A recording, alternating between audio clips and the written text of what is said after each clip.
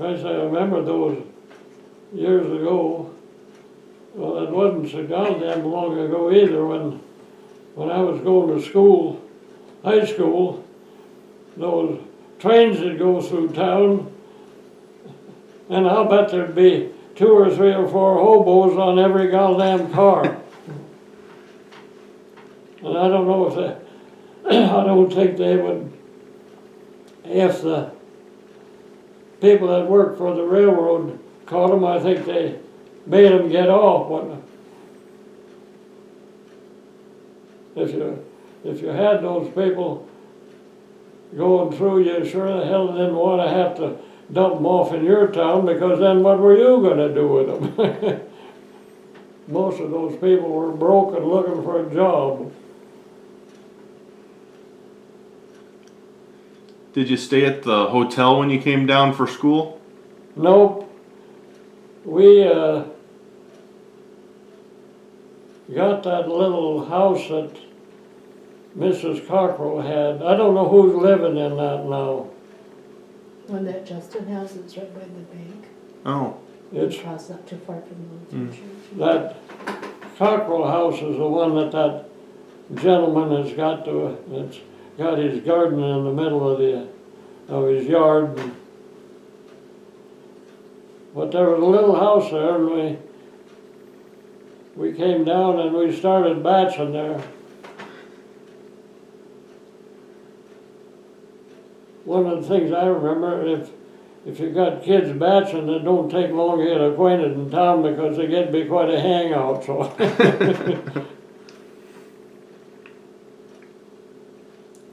So would you have gone to high school in the old 2-story brick building? Yep.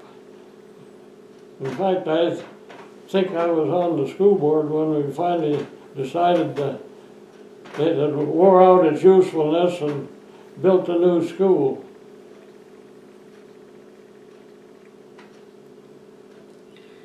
Evidently, when they tore down the old school, they didn't haul all of it away. They must have just buried it. They opened everything up, the contractor, and then he just backed off and let people tear apart and take out what the hell ever they wanted, so they wouldn't have so much stuff to move out of there.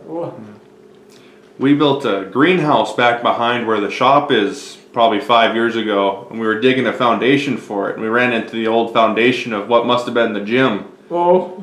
And go through that, and there was rebar and everything still in there. Well, that gym shouldn't be. Is that where you put that right back at the school shop there? Mm-hmm. Yeah, it would have been well, behind. The gym would have been further east. Mm. There used to be a coulee that came down through there. That was where the problem was. They built the old gym on top of that coulee, and they didn't do a decent job of compacting that, and then as over years that thing kept settling there on the east side. I don't know what that rebar would have been back over on that side. I don't know, we got it done though. Yeah.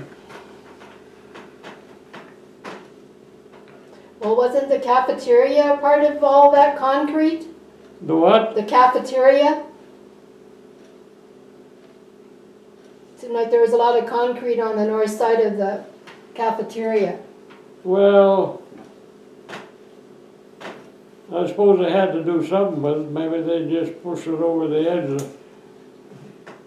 Shouldn't have been any buildings back there, I don't think. Oh, unless that was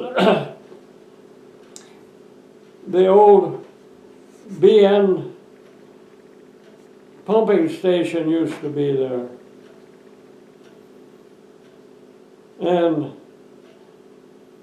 during the days of the steam engine, they pumped water. They had, I don't know, a half dozen great big wooden tanks in there, and they had to soften that water before they could use it in the steam engine. So the guy that done that might have been part of where that BN things set because there was a pretty good sized buildings back in there.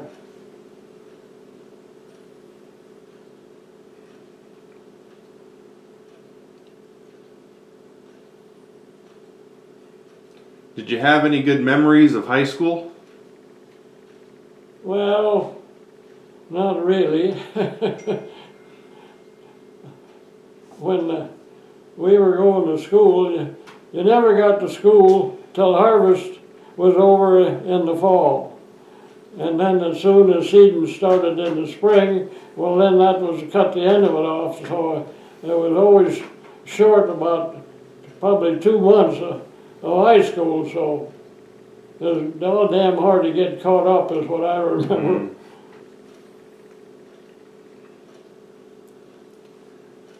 And kids were too busy on the farm. I don't remember ever playing basketball. Who were some of the kids in your class? The kids? Well,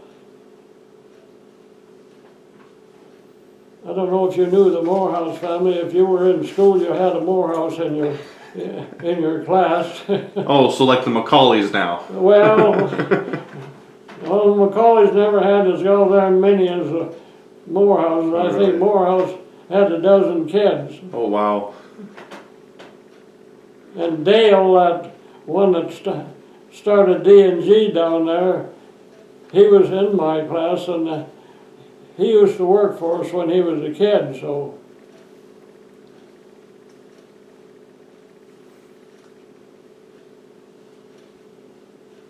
Yeah, there was, when we were up north, you added, there was 5 families up there, and we had 27 kids.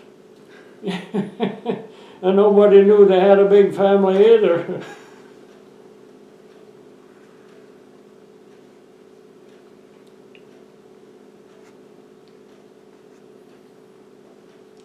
Well, those country schools,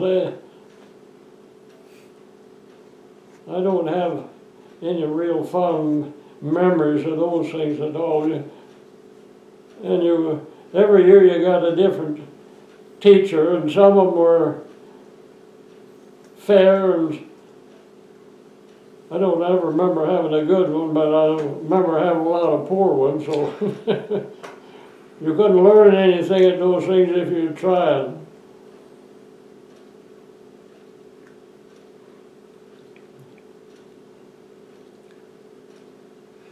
Did any of the teachers use switches or anything? You have any of the rough teachers? Well, if you got out of line, you went down to superintendent, and he took care of you. And you were usually fairly careful, you didn't have to go through that.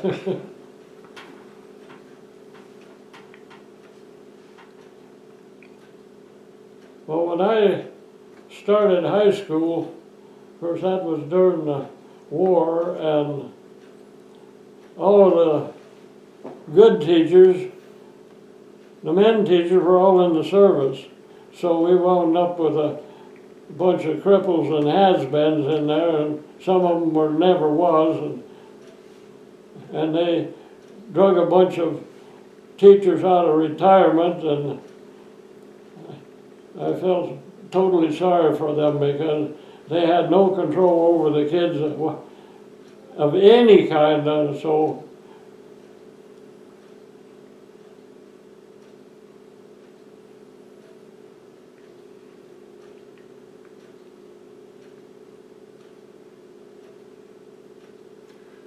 So did the war end before you got out of high school or after? I guess that's about the time that's as far as I went. All of a sudden we had a farm to run, so that was the end of school. I got about halfway through my sophomore year, and that was as far as school went.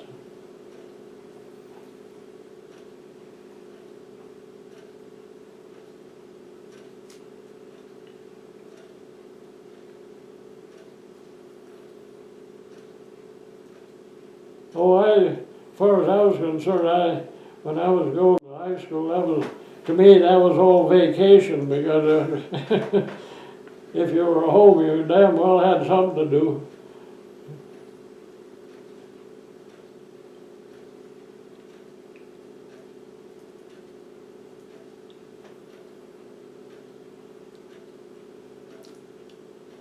So when did you guys start expanding the ranch? Because you guys used to have a really big outfit, didn't you? Well, it was later years, I guess.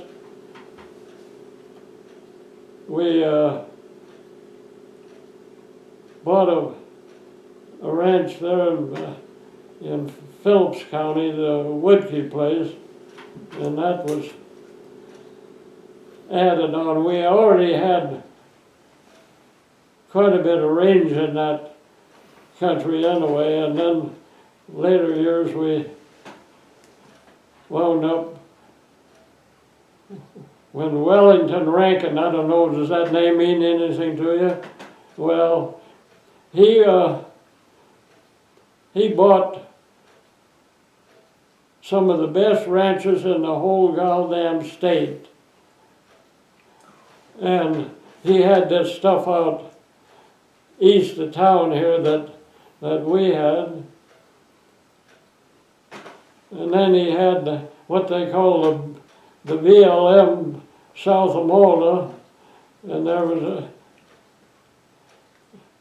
and that one that Locke wound up with down on the Missouri. I never did understand what he was buying those ranches for, and most of those he never put foot on even. He had a guy that was kind of the roaming foreman, and he's the one that took care of them, and he had some of the goddamnedest messes that you can possibly imagine. That one year, he had this, he'd bought part of John David's stuff up north of Glasgow. That was part of the Kerr place.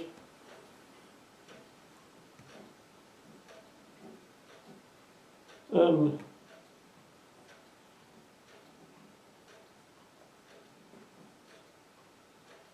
well, he had that stuff up there. He must have had 1,000 head. And there wasn't any water, there wasn't any fences, there wasn't any feed. And those things, they finally broke out of that country and started south. And I don't know who all they came through. Part of that would have been British, I suppose, and Cornwells and a half a dozen other. Well, when they finally got down to the highway, the patrol was down there. They were trying to get them off the highway, and anybody that lived along the highway there were standing out in their fence, making goddamn sure they didn't turn them into their place, because they didn't want a bunch of hungry cows. And those things were starving to death. And that later in the year, Jack Rosendahl was one of them. I think he was out here on the bottom, and they had a bunch of hay put up, Rankin's crew, and they had no idea how to build a fence or anything. And in order to save time and space, they built the goddamn fence right against the edge of the stack. Well, I don't know if you're aware of what happens then. The cow starts eating through it, and it isn't very long, they're on top of the stack. Well, when we took that place over out here, I don't know how many of those messes that I had to clean up to get back to the dirt again even. All kinds of goddamn wire fence and posts and cow manure and bones, and I don't know how many head of stuff they lost out there. Rankin finally decided he'd ship a bunch of that stuff to California. And why the hell the railroad ever let him do that? When I was one of them in town here, and we were going through that stuff that was coming in from out there on the bottom, and anything we wanted to check the brand on, those things were so weak you could take a couple of guys and push them over against the fence and take a clipper and clip the brands if you were wondering what the brand was on them. So, Oh, wow. well, anyway, and I don't know how many carloads of stuff he loaded in town here and shipped to California. Well, if I would imagine that the railroad probably paid for about 25% of those things, I would imagine they probably weren't alive by the time. And I don't know what he was going to do with them in California. I never did hear.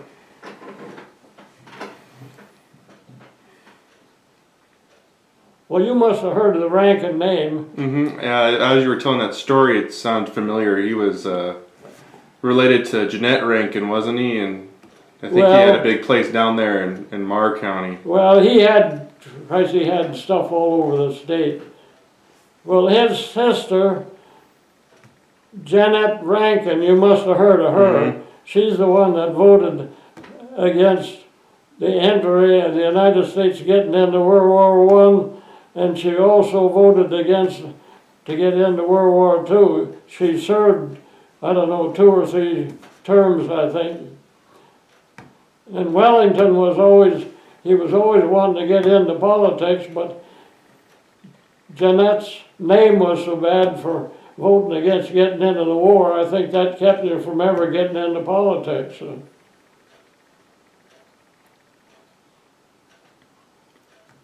But I can't imagine buying all those places and never taking the most of those places that he bought had good living quarters and everything on.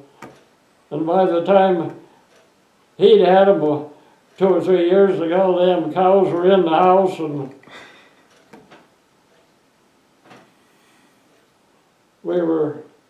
Agnes and I were coming through, I think it was Ringling one time.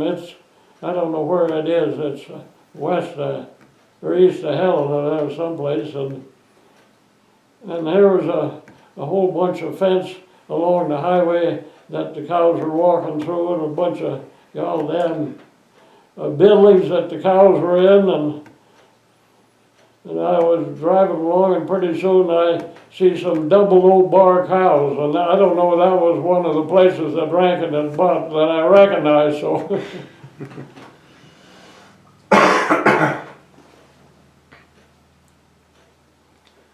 How did the breed of cattle change in the country over the year? Did everyone start out with like Herefords, or?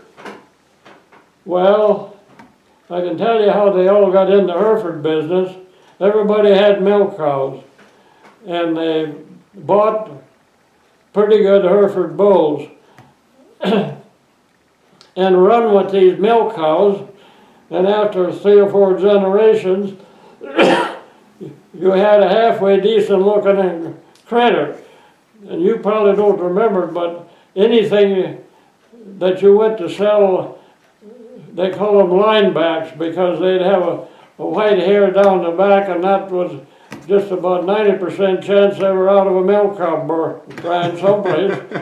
and that, one of the big advantages to that, as long as those cows had some milk cow blood in them, they were pretty good milkers.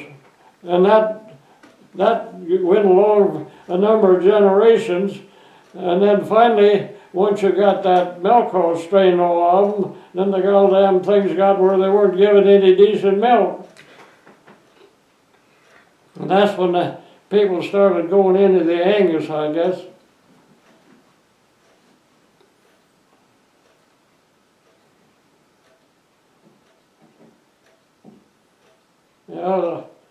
Steve Holman up here, he was selling Hereford bulls, the thing I can remember about him. And he had a pretty goddamn productive place that he was on. And then he went to Denver, I think it was, and bought, I think, one of the highest priced bulls that was ever in this country. Which was fine and dandy. The only thing of it was, this bull had dwarfism. built into it. And nobody at that time even knew what the hell it was.